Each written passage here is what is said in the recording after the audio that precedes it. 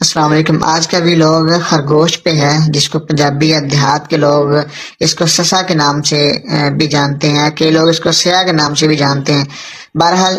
کئی لوگوں کا یہ مشغلہ بھی ہے کہ اس کو پالنا کئی لوگوں کے لیے بڑا شوق سے کئی لوگ اس کو رکھتے ہیں، بعض لوگ اس کو حویلیوں میں رکھتے ہیں۔ تو یہ چونکہ اس کو یہ ایک حلال چیز ہے، اس کا گوشت بنا کے استعمال کیا جا سکتا ہے، جبکہ ہم اس کو دوا کے طور پر بھی استعمال کرتے ہیں۔ اس سے دو طرح کی مین جو ادویات ہیں جو پیٹنٹ ہیں ہم بناتے ہیں، تو ایک تو پتھری کے لیے اس کی پوری باڈی کو استعمال کیا جاتا ہے، خاص عمل سے میں بہت جلد اس پہ ویڈیو بنانے والا ہوں، انشاءاللہ بہت جلد میں وہ آپ کے سامنے شیئر کروں گا۔ اور پیٹنٹ دوائی ہے پتھری کی، اس سے پتھری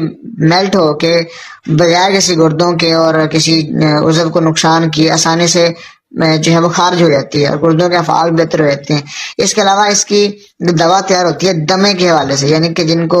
استھما کے جو پیشنٹ ہیں، سانس کا مسئلے ہوتے ہیں، وہاں پہ